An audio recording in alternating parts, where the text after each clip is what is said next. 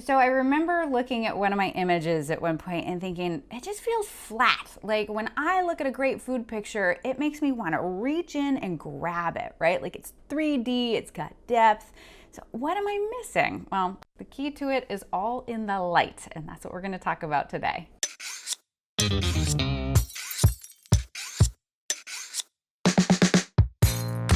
What's shaking bacon? I'm Joni Simon. Welcome to my studio. This is where I do food photography, and the goal here is to grow your food photography skills so that you can feel confident behind the camera. And today we are continuing on in the Bite Shop Book Club. If you're not familiar with what that is, I've got all the info linked down below.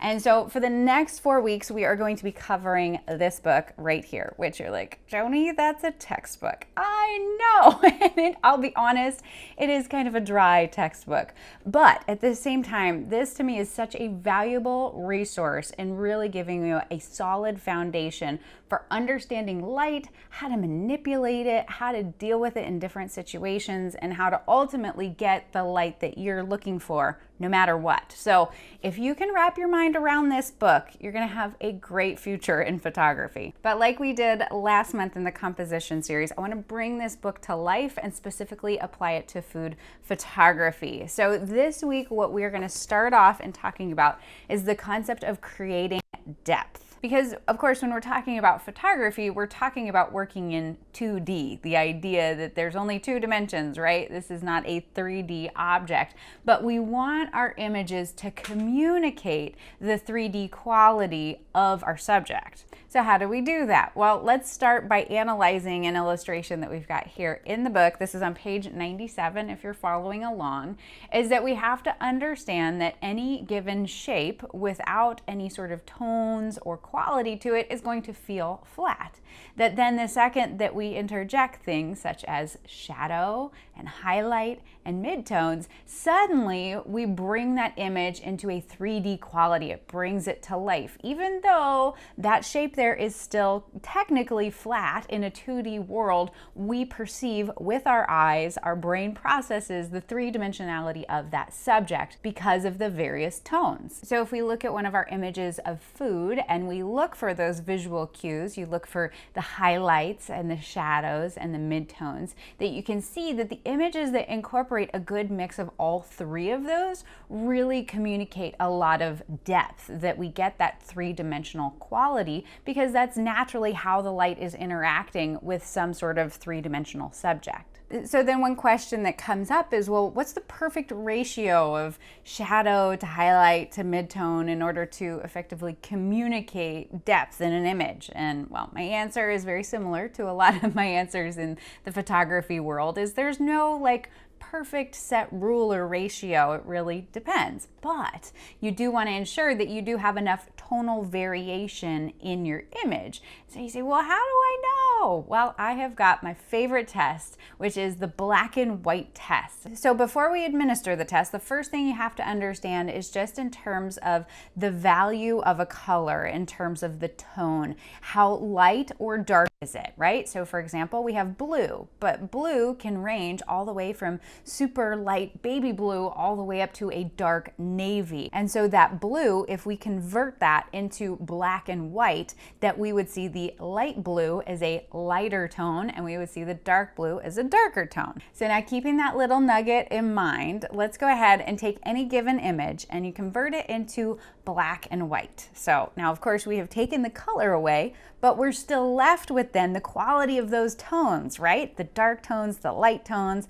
And this is where you can really make an assessment of, do I have enough tonal variety in order to make this image interesting and to communicate that depth, right? You remember looking at that box, that box made a lot more sense and had a lot more depth when we had an appropriate mix of highlight and shadow and lesser shadow. But now, just to compare with that, then I took the same exact setup, but instead I changed the light. And now what we can see is with this second image, if I convert that into black and white, we see that we have a lot less variety in terms of the quality of the tones, that we're really missing out on the shadows, that we mostly grays on grays. And so you can see then when we bring it back into color that the one that has more tonal variety just has a more realistic feel to it, a more depth to it. Okay, so but what was the difference then between those two images? What did I change in order to capture more depth and get that tonal variation? Well, there are mostly two things, only two things that I keep in mind anytime I'm setting up a scene if I want to really communicate depth. The first one is in understanding what is the direction of your primary light, what we call the key light, in terms of what is the direction of that on your subject. So anytime that we have light entering the scene from the front, right? Like for example, how I am lighting my face right now. The light is right here, and so that's hitting me in the front.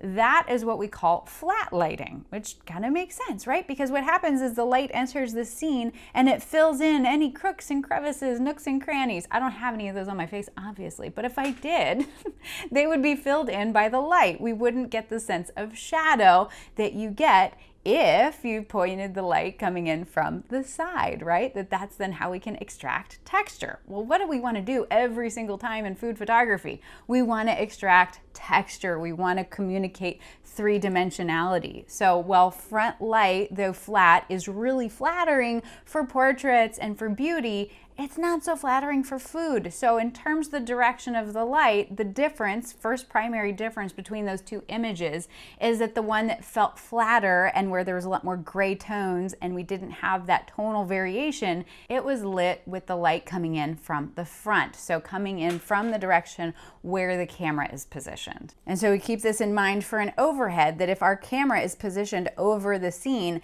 and the light is tilted down towards the scene behind the camera, that's going to give us flat lighting. So you want to make sure that that light is straight up and down. It's just, I mean, your windows hopefully are already straight up and down, so that solves that problem. But if you're shooting this head on or at 3/4 angle, the same rule applies, that instead of having the light coming from behind the camera or next to the camera, that then we pull that out to the side of the food at a 90-degree angle, or even moving that even further back in order to create a backlighting situation. So if your food is feeling flat, you just got to assess the situation and say, okay, what direction is the light hitting my subject, and is that creating enough shadow, enough highlight, enough contrast in order to communicate three-dimensionality? And then the second thing that you can use in order to create some tonal variety in your image is to understand how we can use fill light and negative fill. Negative fill being one of my favorite things on the planet Earth. So if we go back to our pistachio cheesecake, and we've got this set up where we have the light entering in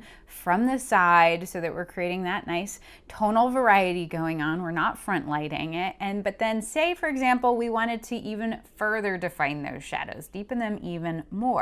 What we could do is add what we call negative fill with a black card, because black is magic in the sense that it is able to absorb the light, right? We have white, which we can add, which reflects the light, bounces it off, but black takes it in, it absorbs it. And so when we set up the black card next to the scene, then we can see we've even further defined those shadows. Now you might be looking at this and saying, well, that's not my style, Joni. That's just way too moody for me.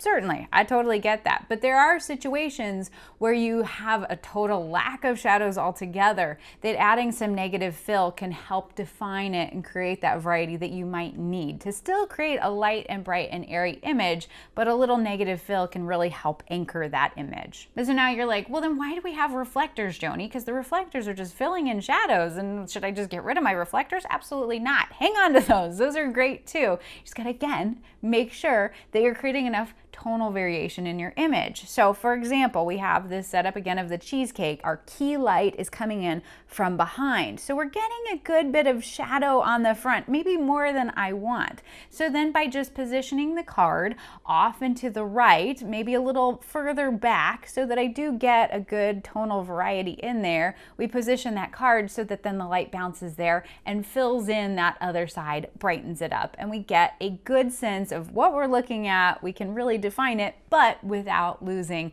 our tonal variety. Now, if you want to watch more videos about lighting, I've got a playlist right up over here, but be sure to come back next week because we are going to play with metal and how we deal with managing reflections off of metal. And if your brain's saying, oh my gosh, that means silverware, then yes, let's all get excited. So thanks so much for stopping by. You stay out of trouble. I'll see you next week, okay? Bye.